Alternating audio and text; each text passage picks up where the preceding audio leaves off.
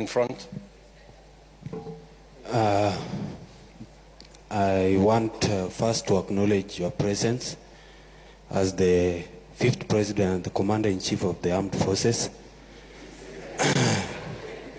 My beautiful name that my father gave me is Kisero Junior Kennedy Otieno. I'm the Secretary General of Kenya Methodist University. And I have a few things to put across, Your Excellency. First, when I entered this hall, I like checking where I am. I saw from whatever is written here, hashtag fear has fallen. Your Excellency, the fear has not fallen, that's why we are here. So,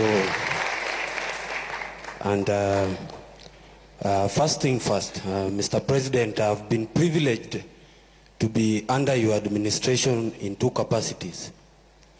One, I enjoyed your administration when you were an MP in Eldoret North. Oh, is that so? Yeah, we used to learn hapo Kamagut hapo chini karibu na kwenu.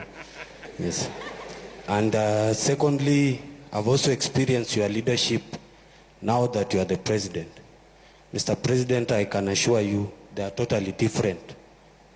From when you were MP, people used to go to the street to celebrate your achievements. Nowadays, we just go to the streets to demonstrate. And Mr. President, don't get me wrong in the first place. The reason is why I know when you are the president, it comes with a lot of responsibility and people to advise. And I will start off by saying those who advised in this new funding model, I will not be wrong to say there is a problem. And that's why we are here. We have to go back to the drawing board. We have to start off afresh.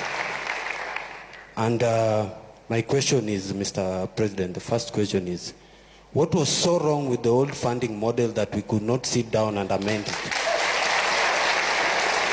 Because even a constitution of a country, you just don't wake up one day and bring a new constitution. We always go and say, hii clause imetufinya kidogo kama wananchi. We go to the parliament, they amend it, and they take it to the president to assent and sign it. So I feel we should go back to the old funding model and amend it. Because, Mr. President, we don't lack stakeholders, we don't lack resources. These people sitting here, watu wanafanya law, nursing, medicine, there are brains here which can sit down in those panels and say, where did we go wrong?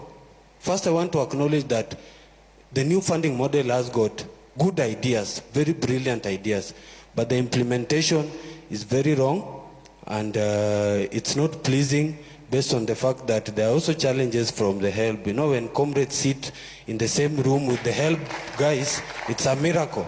But we are very happy to sit down with them and discuss in your presence. Mr. President, I want to also talk about, I come from KEMU, which is a private university.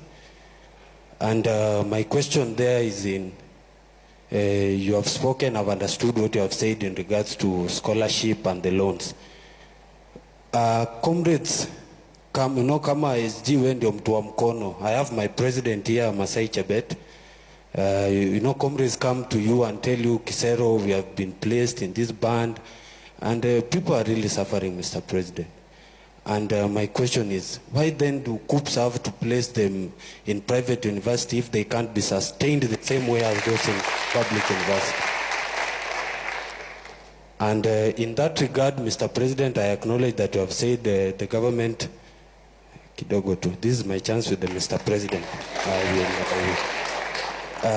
You have acknowledged that the government said it has debts, and my university is one that is in the same category. Tunadai the government. They have been so lenient enough to allow students to learn with the limited resources they have.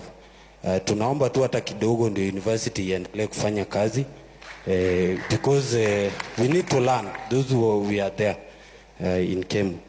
Then, Mr. President, recently you were awarded a beautiful degree at Baraton University, if I'm not wrong. Yes. Honorary. Yes. Degree at Baraton University. And there was one picture that really took my attention. I know most of you saw the picture.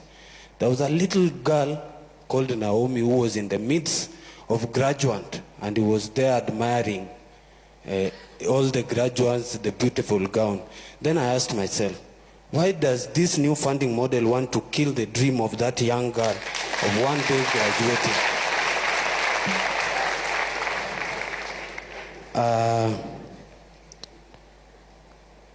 I want to say this, Mr. President. As the commander, I first started by saying I acknowledge your president as your presence as the 5th president and the commander-in-chief of our defense forces. And one of your roles in that regard is to act. Please act, Mr. President. We beg you. Please act. Then lastly, namalizia kabisa. Lastly, Mr. President, we don't have to go to the street when we can resolve this thing here today. Ama namna gani wangwana? Yes. Because we also don't like going to the streets when we can solve things at the table. We are ready to be part of the discussion. We are ready to listen. We are ready to work and ensure that we change this.